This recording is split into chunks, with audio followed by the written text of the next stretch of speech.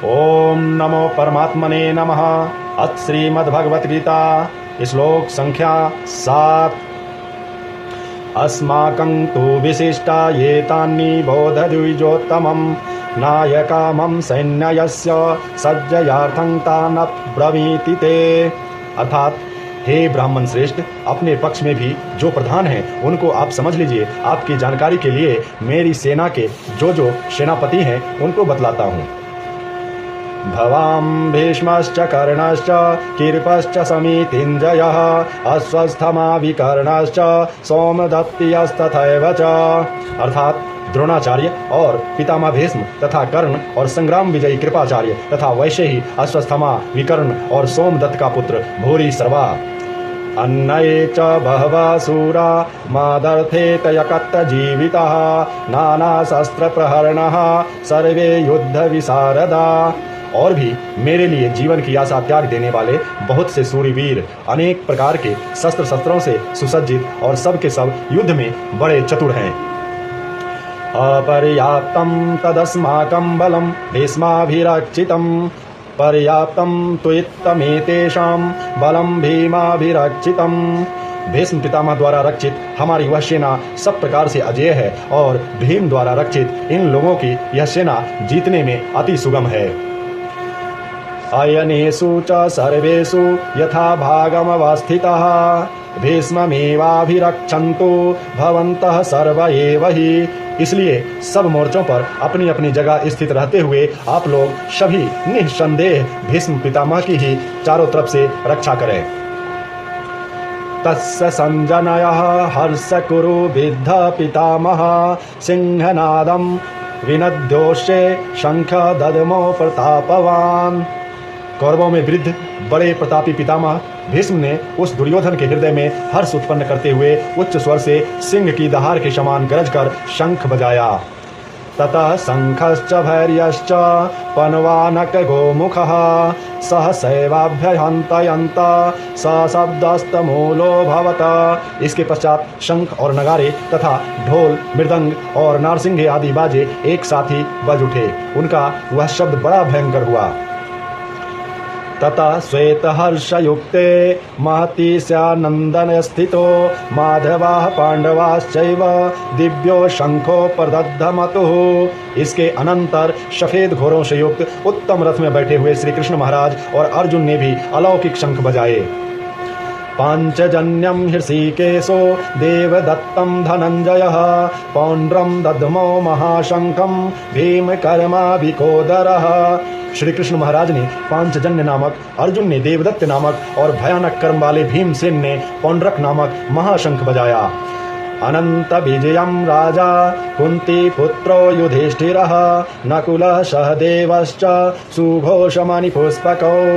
कुंती पुत्र राजा युधिष्ठिर ने अनंत विजय नामक और नकुल तथा सहदेव ने सुघोष और मणि पुष्पक नामक शंख बजाए। कायाश्च परमेश्वासः शिखंडी च महारथः धृष्टद्युम्नो विराटाश्च सात्यकी चापराजितः द्रुपदो द्रौपदेयाश्च सर्वशः पृथ्वीपते सौभद्रयश्च महाबाहुः शंखानन्दद्धमुः पृथक् पृथक्।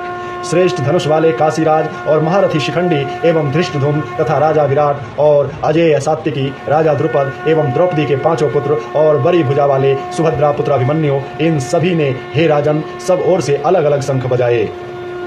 सघोषो धृतराष्ट्राणां हृदयानि व्यदारयत् नाभश्च पृथिवी चैव तुमुलो व्यनुनादयन्। और उस भयानक शब्द ने आकाश और पृथ्वी को भी गुंजाते हुए धृतराष्ट्र के अर्थात आपके पक्ष वालों के हृदय विदीर्ण कर दिए।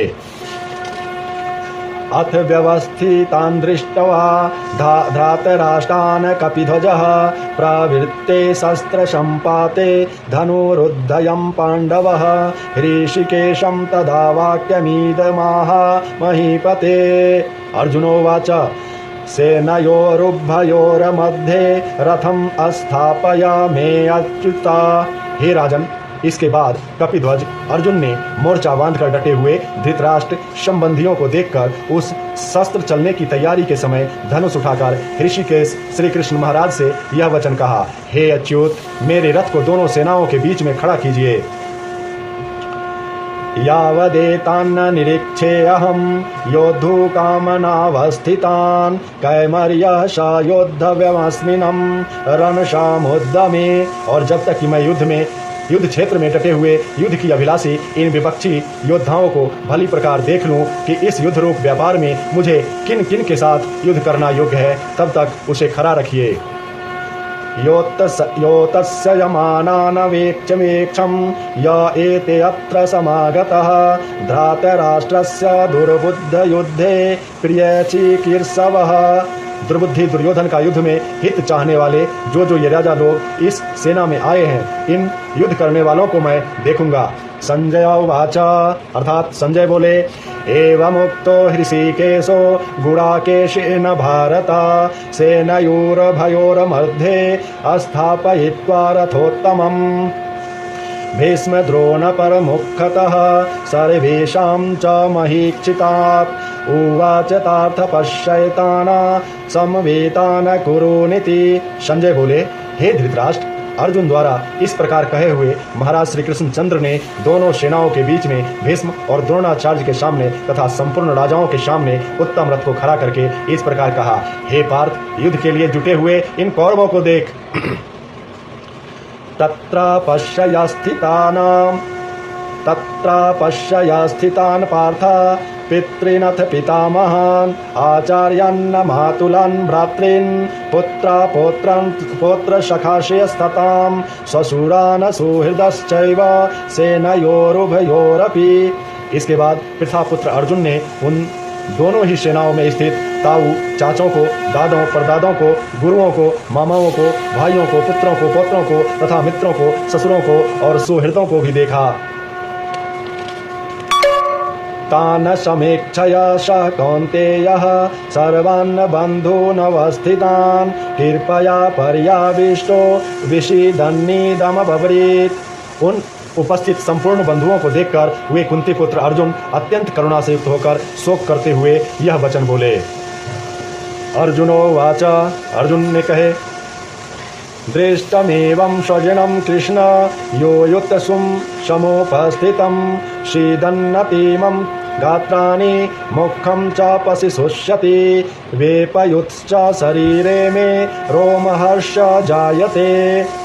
अर्जुन बोले, हे कृष्ण, युद्ध क्षेत्र में डटे हुए युद्ध की अभिलाषी इस स्वजन समुदाय को देखकर मेरे अंग शिथिल हुए जा रहे हैं और मुख सूखा जा रहा है तथा मेरे शरीर में कंप एवं रोमांच हो रहा है।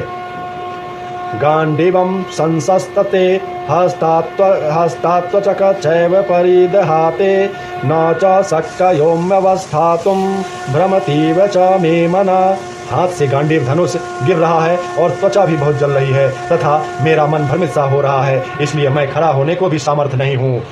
निमित्तानि च पश्यामि विपरीतानि केशव न च श्रेयो अनुपश्यामि हत्वा स्वजनमाहवे। हे केशव, मैं लक्षणों को भी विपरीत ही देख रहा हूँ तथा युद्ध में स्वजन समुदाय को मारकर कल्याण भी नहीं देखता। न कांगे विजयं कृष्ण न च राज्यं सुखानि च किं नो राज्येन गोविंद किं भोजैर्जीवितेन वा। हे कृष्ण, मैं न तो विजय चाहता हूँ और न राज्य तथा सुखों को ही। हे गोविंद, हमें ऐसे राज्य से क्या प्रयोजन है अथवा ऐसे भोगों से और जीवन से भी क्या लाभ है। ये सामर्थ्येन कांगितं नो राज्यं भोगा सुखानि च त इवेव अस्थिता युद्धे प्राणायासत्तयकत्वधनानि च। हमें जिनके लिए राज्य, भोग और सुख आदि अभिष्ट है, वे भी ये सब धन और जीवन की आशा को त्याग कर युद्ध में खड़े हैं। आचार्याः पितरा पुत्रायास्तथैव च पितामह मातुला स्वसुरा पौत्रा स्यायला संबंधिनस्तथा। गुरुजन, ताऊ, चाचे, लड़के और उसी प्रकार दादे, मामे, ससुर, पौत्र, साले तथा और भी संबंधी लोग हैं। एतान्न हन्तुमिच्छामि ग्रन्थोऽपि मधुसूदना अपि त्रैलोक्यराज्यस्य हेतोः किन्नो महे कृते। हे मधुसूदन, मुझे मारने पर भी अथवा तीनों लोकों के राज्य के लिए भी मैं इन सबको मारना नहीं चाहता। फिर भी पृथ्वी के लिए तो कहना ही क्या है। निहत्य धृतराष्ट्रान्न का प्रति सा जनार्दन पापमेवाश्रये दशमाना हत्वेतानाततायिना। हे जनार्दन, धृतराष्ट्र के पुत्रों को मारकर हमें क्या प्रसन्नता होगी। इन आतताइयों को मारकर तो हमें पाप ही लगेगा। तस्मान्न हार्याः वयं हन्तु धृतराष्ट्रान् स्वबान्धवान् स्वजनं हिं कथं हत्वा मुखिनः श्याम माधव। अतएव हे माधव, अपने ही बांधव धृतराष्ट्र के पुत्रों को मारने के लिए हम योग्य नहीं है, क्योंकि अपने ही कुटुंबों को मारकर हम कैसे सुखी होंगे। यद्यप्येते न पश्यन्ति लोभोपहचेतसा कुलक्षया कृतं दोषं मित्रद्रोहे च पातकं कथं न येयसम्माभिः पापादसम्मानिवर्तितुं कुलक्षया कृतं दोषं प्रपश्यति जनार्दनम्। यद्यपि लोभ से भ्रष्ट चित्त हुए ये लोग कुल के नाश से उत्पन्न दोषों को और मित्रों से विरोध करने में पाप को नहीं देखते, तो भी हे जनार्दन, कुल के नाश से उत्पन्न दोष को जानने वाले हम लोगों को इस पाप से हटने के लिए क्यों नहीं विचार करना चाहिए। कुल क्षये प्रणश्यन्ति कुल धर्म सनातनः धर्मे नष्टे कुलम कृतसन्ना मद धर्मो विभक्तयुत। कुल के नाश से सनातन कुल धर्म नष्ट हो जाते हैं। धर्म के नाश हो जाने पर संपूर्ण कुल में पाप भी बहुत फैल जाता है। अधर्माभिभवात् कृष्ण प्रदुष्यन्ति कुलस्त्रियः स्त्रीषु दुष्टासु वार्षेया जायते वर्णशंकर। हे कृष्ण, पाप के अधिक बढ़ जाने से कुल की स्त्रियां अत्यंत दूषित हो जाती है, और हे वार्ष्णेय, स्त्रियों के दूषित हो जाने पर वर्ण संकर उत्पन्न होता है। शंकरो नरकायैव कुलघ्राणाङ्कुलस्य च पतन्ति पितरो हृदोषां लुप्तपिण्डकोदक क्रियाः। वर्ण संकर कुल घातियों को और कुल को नरक में ले जाने के लिए ही होता है। लुप्त हुई पिंड को और जल की क्रिया वाले अर्थात श्राद्ध और तर्पण से वंचित इसके पितर लोग भी अधोगति को प्राप्त होते हैं। दोषैरेतैः कुलघ्राणां वर्णसंकरकारकै उत्साद्यन्ते जातिधर्म कुलधर्माश्च शाश्वतः। इन वर्ण संकर कारक दोषों से कुल घातियों के सनातन कुल धर्म और जाति धर्म नष्ट हो जाते हैं। उत्सन्न कुलधर्माणां मनुष्याणां जनार्दन नरके अनियतं वासो भवतीत्यनुशुश्रुमा। हे जनार्दन, जिनका कुल धर्म नष्ट हो गया है, ऐसे मनुष्यों का अनिश्चित काल तक नरक में वास होता है, ऐसा हम सुनते आए हैं। अहो बत महत् पापम कर्तु व्यवसिता वयम यद्रज्य सुख लोभेन हंतु स्वजन धूमता। हाँ, शोक हम लोग बुद्धिमान होकर भी महान पाप करने को तैयार हो गए हैं, जो राज्य और सुख के लोभ से स्वजनों को मारने के लिए उद्यत हो गए हैं। यदि माम प्रतीकारमाशास्त्रं शस्त्रपापनायः धृतराष्ट्ररणे हन्नयुस्तन्न मे क्षेमतरं भवेत्। यदि मुझ शस्त्र रहित एवं सामना न करने वालों को शस्त्र हाथ में लिए हुए धृतराष्ट्र के पुत्र रण में मार डाले, तो वह मारना भी मेरे लिए अधिक कल्याणकारक होगा। संजय उवाच एवमुक्त्वा अर्जुना सरंखयेन रथोपस्थ उपाविशता विसृज्य शरणं चापम शोक संविग्न मानसा। संजय बोले, रणभूमि में शोक से उद्विग्न मन वाले अर्जुन इस प्रकार कहकर बाण सहित धनुष को त्याग कर रथ के पिछले भाग में बैठ गए। ओम तत् श्रीदिति श्रीमद्भागवत गीता स्वप्नेषु ब्रह्म विद्याया योग शास्त्रे श्री कृष्ण अर्जुन संवादे नाम प्रथमोऽध्यायः सम्पन्नः। अथ प्रथमोऽध्यायः सम्पन्नः। ओम तत्सत्। ओम तत्सत्।